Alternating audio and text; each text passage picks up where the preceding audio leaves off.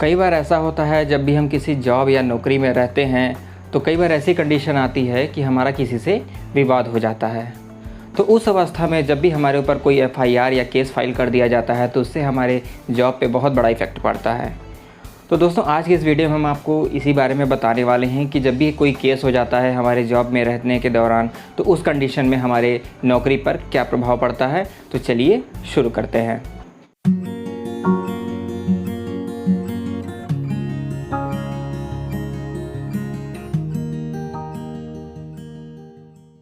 अगर हम केस की बात करें तो ये मुख्य रूप से दो प्रकार के होते हैं। एक होते हैं सिविल केस और दूसरा होता है क्रिमिनल केस। चलिए हम बात करते हैं कि सिविल केस में कौन कौन से मामले आते हैं। सिविल केस में अगर हम देखें तो सिविल केस में मुख्य रूप से घरेलू हिंसा और मारपीट, दहेज उत्पीड़न, 498A, तो ये सबसे जो मामले होते हैं जो घरेलू रिलेटेड होते हैं, जो घर से रिलेटेड होते हैं, तो ये मुख्य रूप से आपके सिविल केस के अंतर्गत आते हैं। इसमें ज़्यादातर आपको सज़ा नहीं दिया जाता है। इसके अलावा जब भी क्रिमिनल केस की बात आती है तो ये ऐसा अपराध होता है, एक संगीन मामला, जैसे कि मान लीजिए किसी लूटपाट, मर्डर या फिर कोई ऐसी घटना जो कोई वाकई काफ़ी घातक हो, तो ऐसे मामलों में काफ़ी ज़्यादा सज़ा का प्रावधान किया गया है, तो उसको हम क्रिमिनल केस कहते हैं। तो चलिए क्रिमिनल केस में अगर हम बात करें तो उसमें क्या क्या इफ़ेक्ट पड़ते हैं। तो जब भी हमारे ऊपर कोई केस होता है तो सबसे पहले हमारे ऊपर एक एफआईआर दर्ज होता है।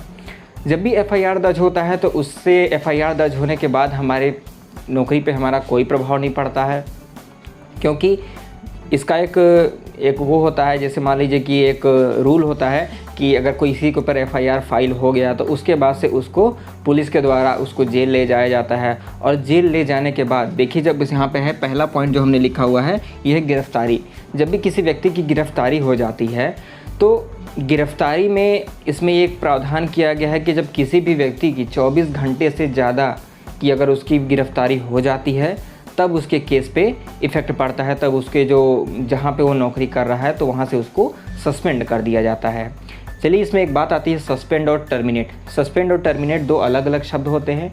तो सस्पेंड और टर्मिनेट में चलिए हम आपको अंतर बता देते हैं। सस्पेंड वो चीज़ होता है जिसमें किसी व्यक्ति को अगर नौकरी से बर्खास्त किया जाता है तो एक टेम्परेरी समय के लिए, कुछ समय के लिए बर्खास्त किया जाता है। वहीं टर्मिनेट का अर्थ ये होता है कि किसी व्यक्ति को नौकरी से हमेशा के लिए निकाल देना। तो ये था सस्पेंड और टर्मिनेट में अंतर। चलिए हम बात कर रहे थे गिरफ्तारी के बारे में।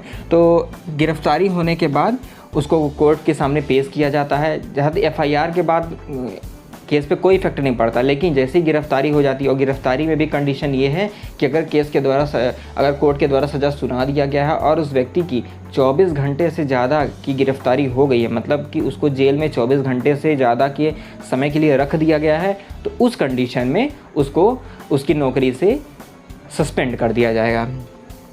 चलिए दूसरी बात करते हैं, अगर हमारे ऊपर केस चल रहा होता है तो उस कंडीशन पे क्या होता है। देखिए, जब अगर हमारे ऊपर कोई केस चल रहा होता है नौकरी के दौरान तो उसका हमारे नौकरी पर ज़्यादा इफेक्ट नहीं पड़ता है। लेकिन अगर केस चलने के दौरान अगर उसमें हमें सज़ा का प्रावधान दे दिया गया, अगर हमें सज़ा सुना दिया गया है जो कि 24 घंटे से ज़्यादा का है, तो उस कंडीशन में हमें हमारी नौकरी से सस्पेंड कर दिया जाता है। ठीक है, अगला पॉइंट देखते हैं सज़ा होने पे। सज़ा होने पे जैसे मैंने भी आपको बताया कि सज़ा होना भी एक वो होता है, जैसे एक कंडीशन होती है कि सज़ा अगर हुई है तो कम से कम 24 घंटे से अगर ज़्यादा आपको होती है तभी आपको नौकरी से सस्पेंड किया जाएगा। उससे कम की सज़ा में सस्पेंड करने का कोई प्रावधान नहीं है। एक पॉइंट और आता है फ़ाइन होने पे। देखिए, फ़ाइन होना एक बहुत बड़ी चीज़ नहीं है। फ़ाइन होने पे ज़्यादातर आपकी नौकरी पे प्रभाव नहीं पड़ता है। जैसे कि मान लीजिए फॉर एग्जांपल आपके ऊपर बिजली चोरी, पानी चोरी का अगर आपके ऊपर कोई फ़ाइन लगाया गया है तो उस कंडीशन में आपकी नौकरी पर कोई प्रभाव नहीं पड़ता है। लेकिन अगर वही चीज़ अगर मान लीजिए आपकी कोई कोर्ट में चली जाती है केस, और कोर्ट के द्वारा कोई अगर आपके ऊपर फ़ाइन लगाया जाता है, फ़ाइन का एक क्राइटेरिया है कि फ़ाइन जब भी होना चाहिए तो मिनिमम 100 रुपये से अधिक होना, मतलब 100 रुपये से अगर आपका अधिक है, 100 रुपये से अधिक अगर आपका रहेगा तभी आपके नौकरी के ऊपर प्रभाव पड़ेगा। लेकिन 100 रुपये या 100 रुपये से कम अगर आपके ऊपर फ़ाइन किया गया है तो आपके नौकरी पर उसका कोई प्रभाव नहीं पड़ेगा। तो ये था मुख्य रूप से गिरफ्तारी, केस, सज़ा और फ़ाइन होने पे।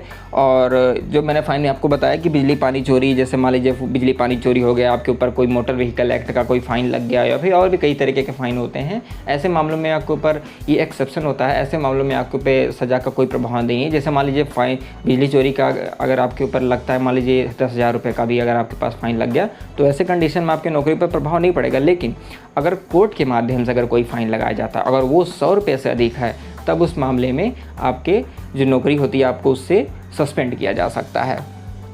तो ये था मुख्य रूप से क्रिमिनल केस और सिविल केस के बारे में। तो सिविल केस में जैसे मैंने आपको बताया कि जैसे घरेलू हिंसा, दहेज प्रताड़ना, जैसे दहेज और घरेलू हिंसा ऐसे मामलों में आता है। जैसे मान लीजिए कोई महिला है, अगर किसी अपने घर में अपने पति के ऊपर कोई दहेज के प्रताड़ित के लिए, अपने घर वालों के ऊपर दहेज प्रताड़ित के लिए कोई केस फाइल करती है, तो ऐसे मामलों को कोर्ट के द्वारा एक अपराध समझा गया है और इसके लिए सज़ा का प्रावधान किया गया है। तो जैसे ये केस फाइल होता है और सज़ा का प्रावधान किया जाता है, तो ऐसे मामलों में आपके नौकरी से आपको सस्पेंड कर दिया जाता है। चलिए आपको अब बता रहे हैं कि अगर मान लीजिए अगर आपके ऊपर कोई केस फाइल हो जाती है, तो फिर आप इससे अपना बचाव कैसे कर सकते हैं।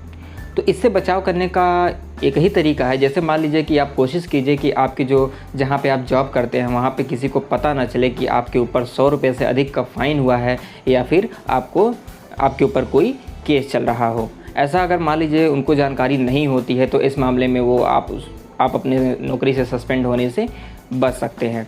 इसके अलावा लेकिन कई बार ऐसा डर होता है कि आपके माध्यम से नहीं, लेकिन आपके किसी जानने वाले के माध्यम से उसके बारे में सूचना आपके नौकरी के संस्था तक पहुंच जाती है, तो ऐसे मामलों में फिर आपको बर्खास्त किया जा सकता है। तो या फिर आप डिपार्टमेंट को ये ना बताएं कि आपके ऊपर 100 रुपये से अधिक का चालान हुआ, मतलब फ़ाइन हुआ है। इसके अलावा कोशिश करें कि आपका केस लंबे समय तक चले।